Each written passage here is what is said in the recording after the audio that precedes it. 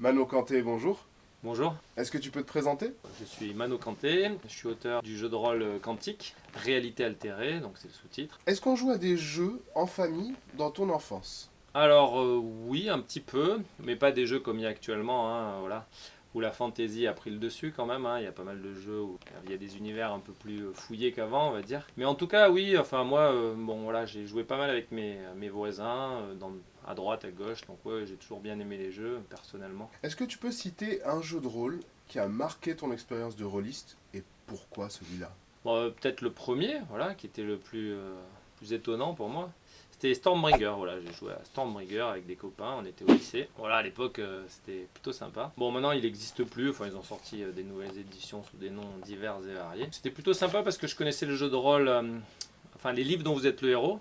Ça, c'était énorme, en fait, quand je partais en colonie de vacances, on était dans le train, il y avait 10 heures de trajet, on s'ennuyait à mourir.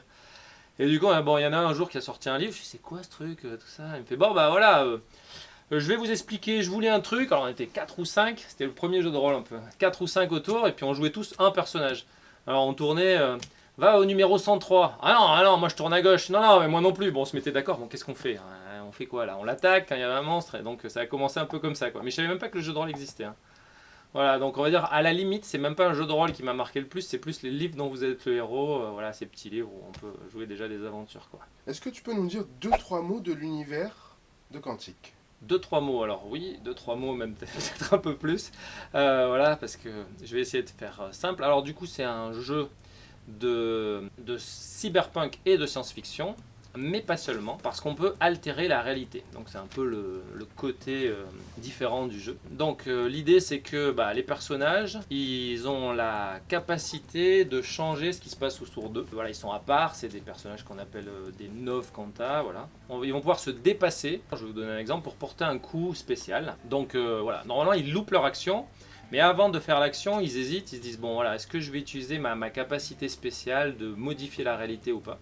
Donc ils vont voir dans une série de réalités alternatives bah, quelle est l'action qui l'intéresse le plus. Et puis voilà, voir un peu les conséquences. Et ensuite, dans cette multitude de réalités, ils vont pouvoir choisir celle qui leur plaît. Par exemple, ils voulaient mettre un coup d'épée fusion, voilà, mais ils savent pas trop s'ils vont le réussir, donc ils altèrent la réalité.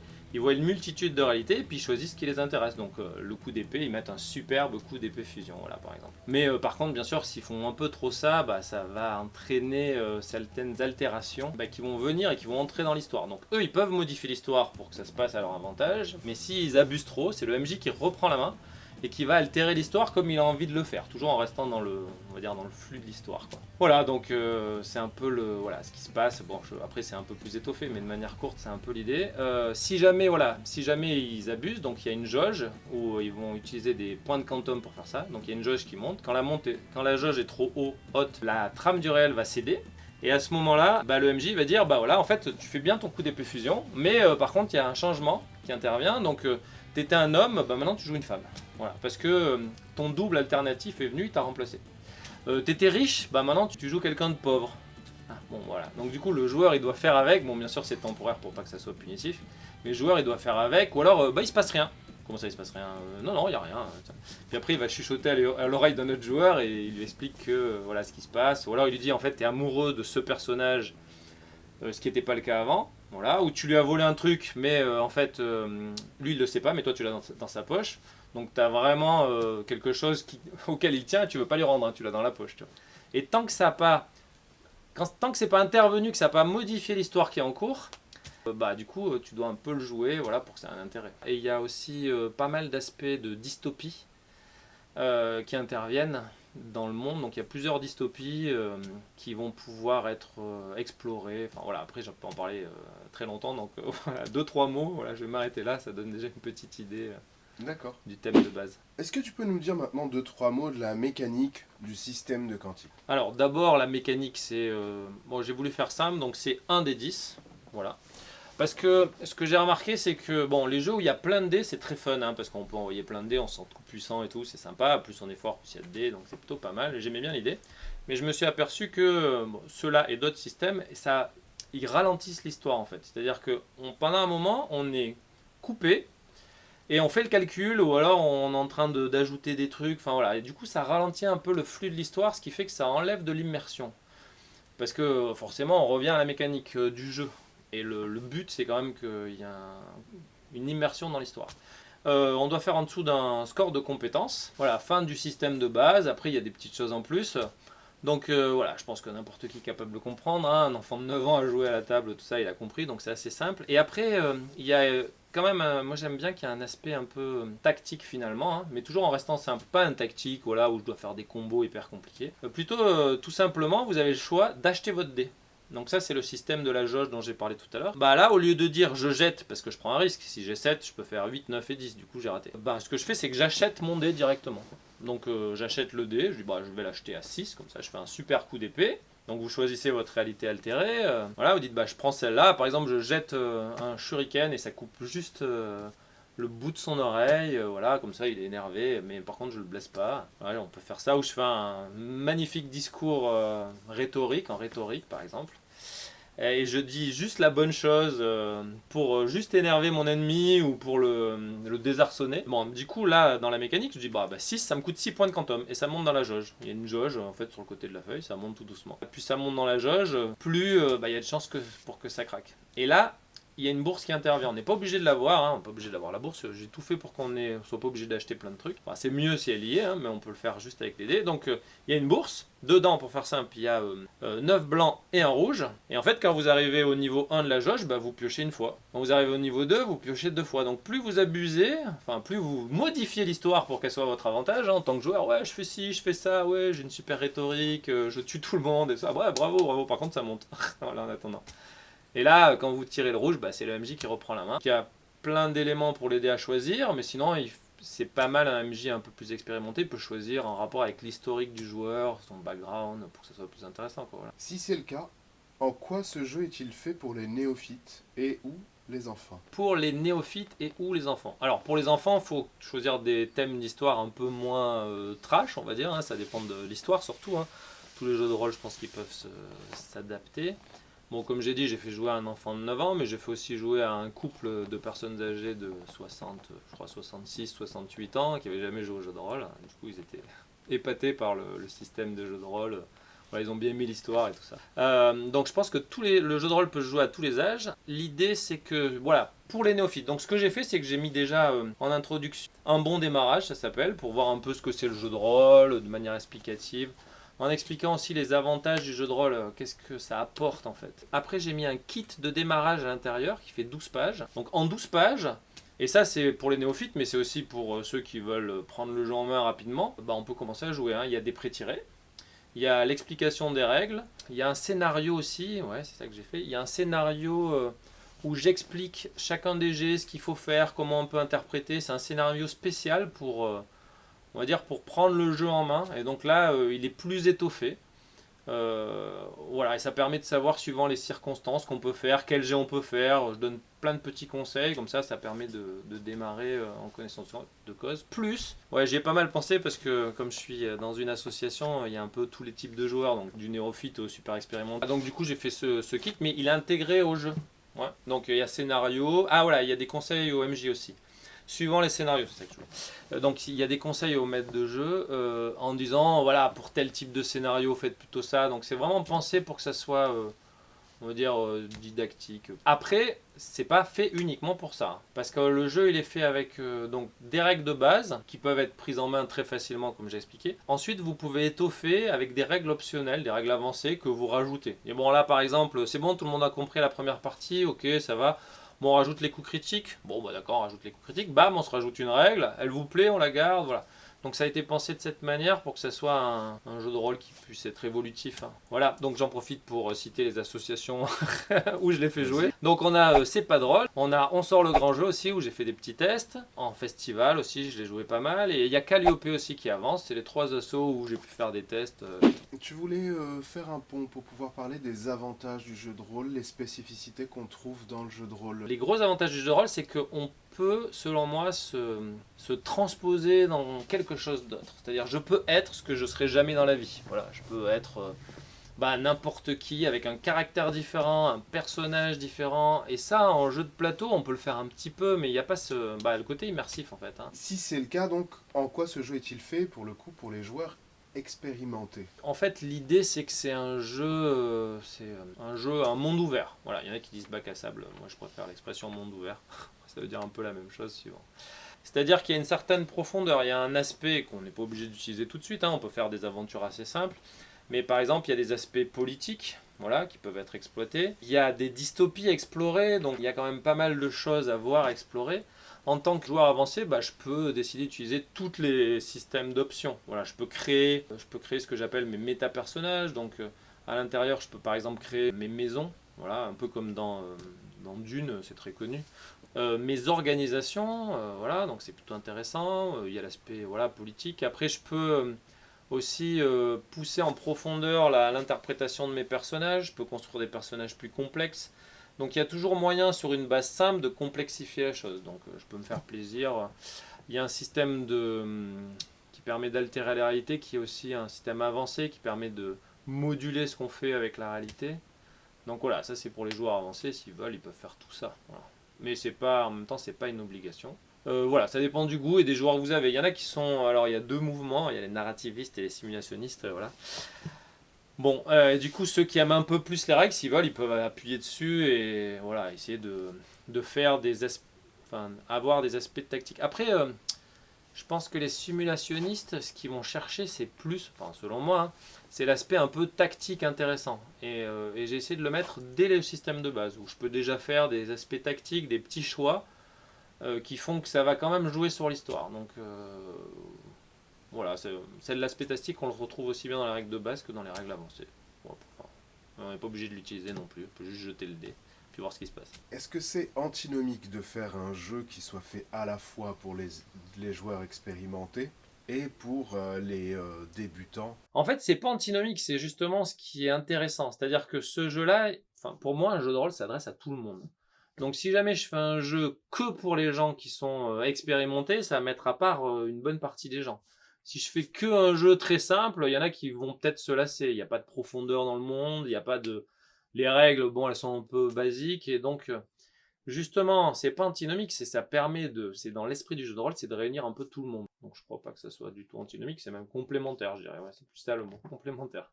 Est-ce qu'on peut étendre une œuvre à l'infini ou y a-t-il un moment où il faut savoir s'arrêter?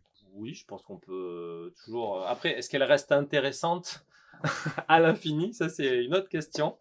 Voilà, mais on peut l'étendre. Après, c'est vrai que des fois, c'est pas mal, en fonction des inspirations, de s'arrêter, puis de passer à autre chose, faire une chose différente. On peut rester toute sa vie.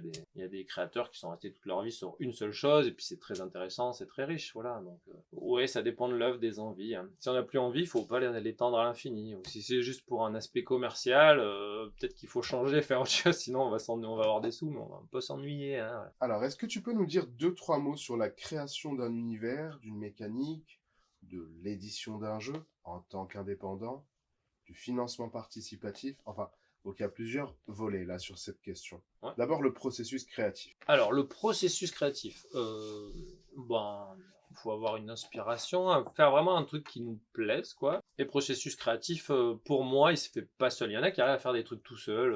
Voilà. Alors, ceux-là, ils sont vachement forts. Moi, c'est pas possible. Donc, du coup, je partage pour avoir un peu des retours. Enfin, plusieurs cerveaux, ça marche mieux qu'un. Évidemment que le processus créatif, le meilleur selon moi, c'est un processus créatif à plusieurs. Même celui qui crée tout seul, il faut bien qu'il trouve des sources d'inspiration. Donc, il va écouter à droite, à gauche. Donc finalement, il va aussi travailler avec les cerveaux des autres. Donc un processus créatif, c'est un processus multi-cerveau sur un truc qui est intéressant. Voilà, on va dire c'est ça. Ce sera un petit peu ma définition. Alors, sur ce cas particulier pour Quantique, est-ce que tu as pensé un univers d'abord et tu as ensuite posé le système qui pourrait y répondre, la mécanique, ou c'est le contraire? Tu avais une mécanique, un rythme de jeu à l'esprit, et il y a un univers qui s'est construit autour de ça. Comment ça s'est passé? Ça c'est alors au début j'aimais bien certains univers de SF, donc c'était vraiment un embryon. On a joué entre copains, tout ça, puis j'ai rajouté des choses. J'avais une mécanique, mais elle a plus rien eu à voir plus tard. Puis le monde, il s'est développé. Je pense que ça s'est joué enfin, ça a été en parallèle, quoi. Au début, j'avais pris un système tout simple, voilà, avec 2d10, voilà. Et puis après, je me suis dit non, il faut que le système il fasse corps avec l'univers. Donc en fait, le système et l'univers, ils sont imbriqués, quoi. Je pense que les meilleurs jeux de rôle, c'est ça. Par contre, si jamais vous créez ça, faut savoir que ça double le temps de création, ouais, si on revient à la question précédente. C'est-à-dire que, en gros, moitié pour le système, si vous faites un système assez, pour qu'il tourne bien, moitié, et moitié pour la création d'univers, contrairement à ce qu'on pourrait penser.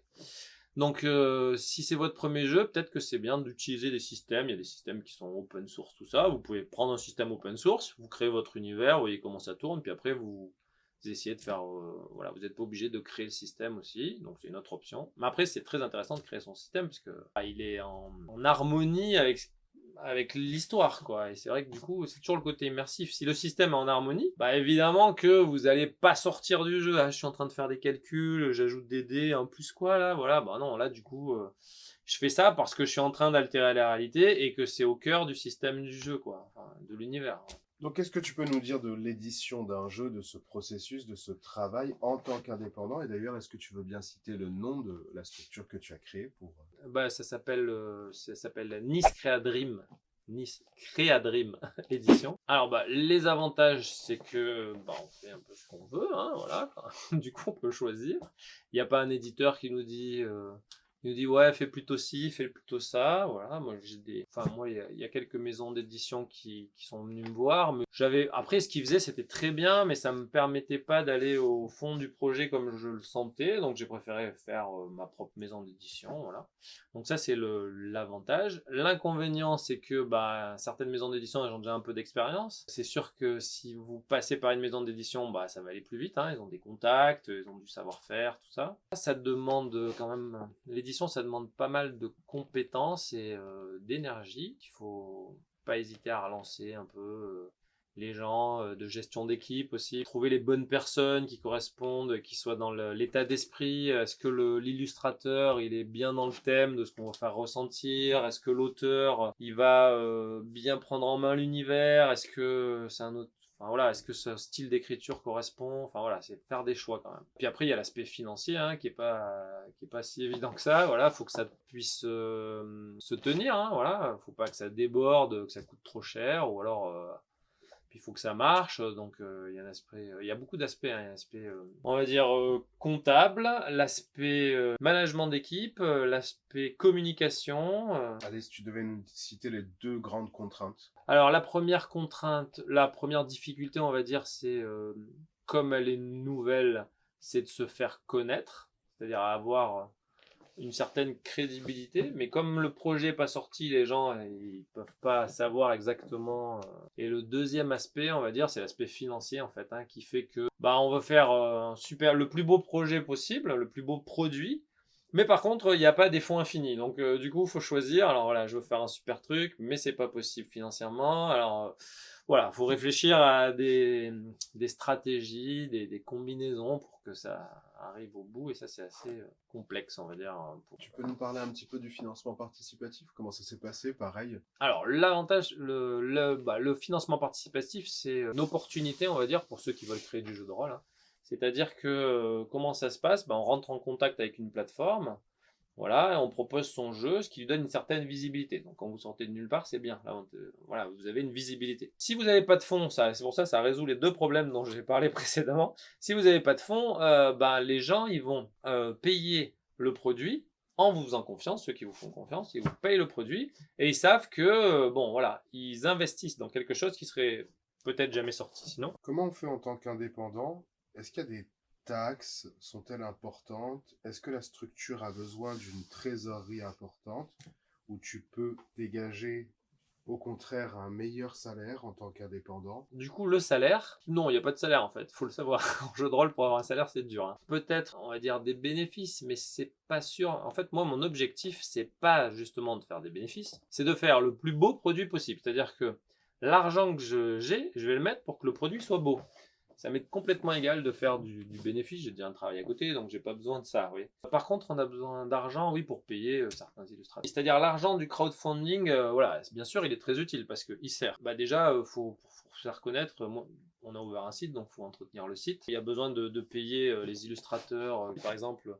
Il y a plusieurs illustrateurs. C'est Aurore Folny qui fait la couverture du collector. Il y a Guillaume Follet qui fait les couvertures intérieures. Parce que c'est un jeu, comme je vous l'ai dit, je veux faire le jeu le plus sympa possible. Donc en fait, il va y avoir sur le livre de base qui est en 3 livres, 3 couves, plus une couve, un étui par-dessus. Donc il faut payer les illustrateurs.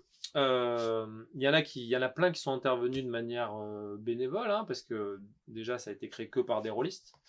Donc il y a aussi The More L, comme l'enfer, qui a fait des illustrations en noir et blanc, parce qu'il est rôliste, il aime ça, tout ça. Donc il y en a qui ont apporté leur savoir, leur aide. Après, il y a besoin de mettre un peu d'argent dans la com aussi, c'est important. Pour se faire connaître, il faut aller en festival, donc déplacements, séjours, repas, si on compte tout. Il faut aussi parfois prendre un stand, si une fois que le jeu est sorti. Il faut aussi imprimer, enfin payer les imprimeurs, les cartonniers, les auteurs aussi. Il y a Aldo Papacoda, Pénombre, il est passé dans les vidéos précédentes, n'hésitez pas à les voir. Bah voilà, il a travaillé à la pige sur le jeu. Et le problème, en fait, le vrai problème, c'est qu'il faut que ça tienne. Le financement, il puisse tout financer. Est-ce qu'il y a trop de financement participatif dans le JDR? Je pense pas, s'il y en a pas trop, il y en a autant que les gens en veulent en fait. C'est-à-dire que s'ils aiment pas, bah ils participent pas.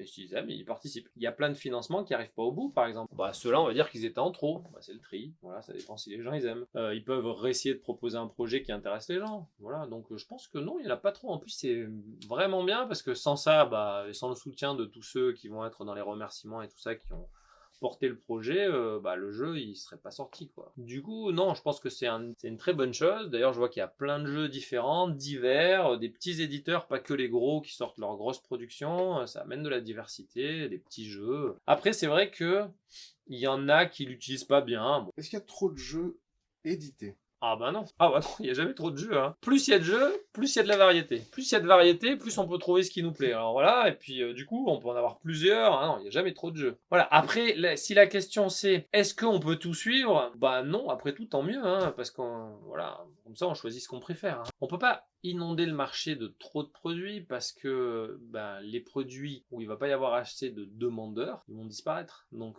finalement, c'est pas possible.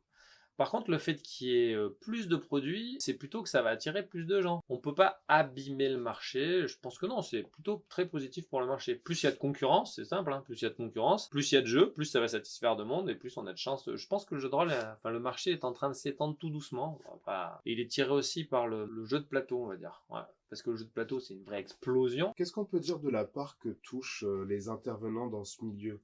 Auteurs, illustrateurs, éditeurs, distributeurs, vendeurs en magasin. Ah bah j'ai une perception très mathématique, hein, je vais vous dire. Voilà, on va prendre un jeu qui coûte 100 €, c'est approximatif. Ceux qui touchent le plus, c'est les distributeurs, donc les magasins. Donc ils touchent de 40 à 45 €. Après, il y a ceux qui s'occupent de la logistique. Donc eux, ils touchent 20. Donc vous voyez, sur 100 €, on a déjà pris 65%. Après, en dessous, il y a la banque et la plateforme de crowdfunding, si on a fait ça. Hein.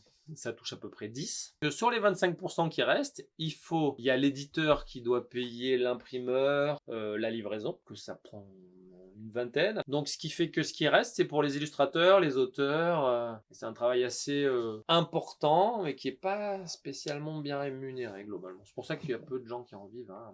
Des maisons d'édition un peu, encore c'est pas des grosses structures. Est-ce qu'on doit comprendre que les jeux de rôle ne sont pas assez chers? Ça dépend, parce qu'en gros, le principe de la valeur, c'est qui est-ce qui profite de la valeur? Est-ce que c'est le client parce que le produit est bas, ou est-ce que c'est ceux qui créent le produit? C'est ça la vraie question. Donc, ça dépend de quel point de vue je me place. Si je me place du point de vue du client, je me dis, bah, ça commence à être cher les jeux de rôle, hein, la vache. Maintenant, un jeu de rôle un peu épais, c'est 50 €. Du coup, c'est pas accessible à tout le monde. Après, c'est vrai que si on voulait mieux rémunérer, il faudrait, si on augmente le prix, les gens ils l'achèteront plus. Donc, non, je pense que la solution à terme, ce serait d'essayer d'étendre le marché, de trouver des nouvelles personnes. Ce qui se fait doucement, hein, parce que le jeu de rôle, il y a des gens qui en ont entendu parler, mais qui n'en ont pas connu, qui n'ont pas joué, donc il commence à y avoir des petites séries, ça monte en puissance. La solution, ça serait que, au lieu que ça soit tiré à des petits exemplaires, à un petit nombre d'exemplaires, ce qui fait que le coût d'un bouquin est trop cher, en fait, on pourrait réduire le prix de chacun des bouquins en vendant plus, en touchant plus de monde. Quel pourcentage touche un auteur? Alors, ça dépend des maisons d'édition. C'est ça. S'ils en produisent beaucoup, pas beaucoup. Et en même temps, un auteur, qu'est-ce qu'il a fait? Il a tout. On va dire que il touche entre 5, ça peut aller jusqu'à 10, 15, voilà, s'il a fait un travail assez étoffé. Mais on voit bien que si on donne trop aux auteurs, voilà, il y a les pourcentages dont j'ai parlé avant, hein, les 45, plus les 20, plus la banque. Et c'est un problème qu'on retrouve en bande dessinée, par exemple, aussi. Moi, j'aime beaucoup la bande dessinée. C'est la même chose, il y a très peu d'auteurs de bande dessinée qui en vivent. Et donc c'est le même principe, c'est ceux qui ont des gros succès qui peuvent se permettre d'en vivre. Mais sinon les autres c'est des amateurs, des gens qui sont passionnés, qui aiment ça, mais c'est vrai qu'ils peuvent pas en faire leur métier à plein temps, quoi. Tu serais uniquement donc Nice Crea Dream, l'éditeur, et Ouais. puis Mano Kanté se présente à toi, il te présente le projet, il t'explique un peu, tu vas le rémunérer à quelle hauteur, à quel pourcentage. Eh ben, ça va dépendre de son expérience, de ce qu'il a fait. Si c'est un auteur qui sort de nulle part, je vais voir ce que je peux lui donner dans la marge que j'ai. Ce que je pourrais faire, c'est par exemple lui proposer voilà, un certain pourcentage et ensuite un intéressement si jamais j'en vends plus. S'il sort de nulle part, je vais être obligé de choisir. Est-ce que j'en fais 500 exemplaires, 300, est-ce que j'en fais 1000 donc c'est assez, voilà. Tandis que s'il est connu et que cet auteur-là, il a déjà des petits succès, il a déjà son public, il a déjà son, voilà. Bah là, je sais que je vais pouvoir en vendre plus, donc je vais pouvoir me permettre de lui donner une marge plus élevée. Est-ce que le JDR est un loisir accessible, abordable pour le grand public? Oui, oh, oui, c'est quand même accessible, hein. Ouais, c'était abordable, bah oui, voilà, il faut savoir un peu raconter des histoires, il y a des petits jeux qui permettent de démarrer. Qui sont, bon, on voit bien, hein, on a dit, il y a des kits d'initiation qui sortent. Qu'est-ce que tu peux nous dire des outils de protection émotionnelle? Il y a la X-Card qui existe. Ça, c'est un truc qui nous vient des États-Unis. Alors, c'est vrai qu'il y a plein de gens qui sont très émotifs. Et donc, c'est vrai que si on leur raconte des histoires, on les met dans des situations, justement, si c'est immersif, ils vont se dire ah, bah c'est comme ça. Alors, ça peut être très joyeux, ça peut faire peur et tout ça, un peu comme quand on regarde un film, on est vraiment dedans, donc on peut avoir très peur, tout ça. Devant un film, vous pouvez pas sortir votre X-Card, hein, et c'est trop tard, vous avez vu la scène. Ça, c'est le problème. Donc, je pense que c'est mal ciblé, en fait, cet outil. Hein, voilà. Bon, les Américains, ils ont le mérite d'avoir amorcé cette question. Ça, c'est intéressant. Mais selon moi, ce qu'on devrait faire en amont, c'est plutôt de faire comme avec les films, parce qu'on avait un bon exemple, ça n'a pas été utilisé. C'est-à-dire, comme ils font dans Netflix, on peut le dire, hein, voilà, en fait, ils mettent des thèmes. Donc, on va dire, voilà, le thème, ça va être, déjà, on va dire, interdit aux enfants, par exemple. Voilà, parce que bon, c'est trop violent, il y a trop de sexe, voilà. Et puis on peut dire, on peut mettre en amont des scénarios, bah voilà, violent, enfin, gore, sexuel, voilà, des trucs si on veut interdire. Et du coup, ça va quand même limiter déjà. Je pense que la discard c'est un mauvais truc, et je vais même vous dire pourquoi, parce que j'ai réfléchi à la question. Parce que imaginez, vous êtes un peu timide, ouais. Et on vous amène dans une histoire où il va y avoir un truc qui vous dérange profondément. Vous ne le savez pas parce qu'on vous l'a pas dit avant. Attention, ça va être gore ou ça va être sexuel. Enfin, surtout ces deux thèmes-là. Ou alors ça va être... Il y a des thèmes religieux aussi qui peuvent déranger. Si jamais on vous met dans une histoire et que d'un seul coup il y a quelque chose, bon, vous sortez la Ice-Card, comme ça. Sauf que tous les joueurs la voient, la Ice-Card. Et du coup, ça met un phare sur vous. Donc, du coup, vous êtes là. Et je pense qu'il y a des gens qui vont pas sortir la Ice-Card parce qu'ils savent qu'on est en train de les regarder.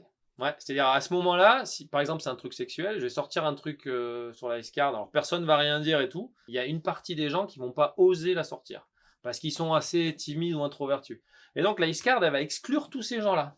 Donc en voulant, et ça fait même un effet inverse, c'est-à-dire en voulant les protéger, en fait, on les met en avant. C'est l'inverse de ce qui devrait se passer. Tandis qu'avec mon système, bah vous mettez en avant ce qu'il y a, donc ça va déjà éliminer. Vous allez vous-même dire, bah non, là c'est violent. Pas y aller. Après, le MJ, il a un travail à faire dessus aussi. Hein. Il faut qu'il voit un petit peu, qu'il soit très attentif à ce qui se passe autour de la table. S'il y en a qui commencent à abuser, voilà, il peut tout de suite mettre le haut là, dire bon, voilà, là vous abusez ou pas. Il faut qu'il arrive à sentir ça, mais ça, c'est avec de l'expérience. Hein, donc, quels sont les projets en cours et où à venir? le projet à venir, c'est d'abord de fignoler celui-là. Hein. Je suis à la fin, il reste presque en cours, plus grand chose. Voilà. Donc en cours, c'est vraiment terminé. Là, on fait les goodies, donc on est sur la finalisation, des petites retouches aussi de relecture sur le dernier tome, parce qu'il y a une extension avec, qui sort avec l'écran. Voilà. Et les projets à venir, ils sont lointains. J'ai plein d'idées, trop. Faut que je trie, mais j'en ai quelques-unes. Je suis en train de voir. C'est en cours de création. Parce qu'en fait, le processus de créativité chez moi, c'est pas du jour au lendemain. Hein. C'est tout doucement, ça mature, j'ai une petite idée, puis elle reste là, puis hop, il y a une deuxième, c'est pas mal, hop. Et puis au fur et à mesure, ça se construit pendant que je fais un autre. Et au bout d'un moment, je me dis, ah là, c'est pas mal. Et j'ai fini le précédent, donc je peux passer au suivant. Donc en ce moment, c'est en train de... Voilà, les petites étoiles qui apparaissent à droite à gauche, et je me dis, je vais voir ce que je peux faire avec ça. Qu'est-ce qui pourrait être fait qui apporterait un plus dans le jeu de rôle aujourd'hui? Des vidéos, c'est pas mal hein, pour faire connaître, voilà, par exemple. Mais voilà. Ce qui peut être fait, c'est plus de communication, être un peu plus communicant, quoi. Parler de ce que c'est. D'ailleurs, à un moment, le jeu de rôle, ça avait été, c'était passé dans les médias, et c'était quelque chose d'horrible. Oh mon Dieu, faut pas faire ça. Il y a des gens qui faisaient des trucs horribles avec le jeu de rôle. Alors ça, cette communication, on a vu que ça a bien fait du mal au jeu de rôle. Donc nous, on peut faire l'inverse, c'est-à-dire faire connaître au maximum, essayer chacun d'en parler, de discuter avec des amis, de leur dire, de leur expliquer. S'il y en a qui posent la question, vous n'hésitez pas à leur expliquer, hein, voilà. Est-ce que tu peux nous conseiller 3 œuvres, ce que tu veux? Alors 3 œuvres que j'aime bien. Alors, c'est pas, voilà. Cowboy Bebop, c'est une série, un animé, hein, qui est vraiment très cool. La musique est sympa. Après, ils ont sorti Samurai Champloo, mais ça compte pas dans les 3 œuvres. Et je l'ai dit, hein, Samurai Champloo, c'est bien. La deuxième œuvre, Akira, c'est assez énorme. Alors, pas l'animé. L'animé est pas mal, hein, sympa. Mais alors, le manga Akira, donc cette fois-ci, c'est en BD, cette fois-ci. C'est assez. Enfin, moi, quand je l'ai lu, c'était une claque, quoi. Voilà, vraiment. Et après, en film, Dark City. C'est un film où c'est une dystopie en fait. C'est vraiment, c'est un des éléments d'inspiration du jeu. Voilà. Puisque voilà, il se passe des choses. Cet aspect dystopique, moi j'aime beaucoup. Je trouve que dans la SF, c'est ce qui rend les choses intéressantes. Ça nous permet, comme en fait, un peu comme les enfants, on est des adultes, qu'est-ce qui pourrait se passer plus tard? Et nous, on ne le sait pas. Donc pour trouver des réponses, on essaye de faire des hypothèses, on voit si elles sont plus ou moins bancales, si elles marchent. Ah ouais, ça marche bien. D'ailleurs, on a très peur, ou alors ça marche bien, ça apporte des réponses. Et on voit que en fait, ce mouvement de SF, c'est très intéressant parce que, vous voyez, on a inventé des choses qui n'existaient pas. Voilà. Par exemple, on s'est dit on pourrait aller sur la Lune, et puis plus tard, on est allé sur la Lune. Ouais. Donc du coup, ce qu'on invente, ça permet de faire apparaître des choses qui en fait arrivent dans la réalité au fur et à mesure. Un conseil aux joueurs et au MJ, puisque le MJ est un joueur également. Alors, un seul conseil, éclatez-vous. C'est pas mal. Deuxième conseil, pour bien s'éclater, il faut être en harmonie, voilà, donc se mettre à la place des autres pour partager les choses. On remercie la boutique JSST Jeux de nous avoir reçus comme d'habitude. Mano Kanté, merci. Merci à vous hein, pour la vidéo, et puis voilà, c'était très sympa, un moment très sympa que j'ai passé avec vous. Puis avec vous aussi, hein, du coup, vous n'hésitez pas à mettre des commentaires. Même si c'est pourri, vous n'hésitez pas. Moment partagé. Merci beaucoup. À la prochaine. À la prochaine.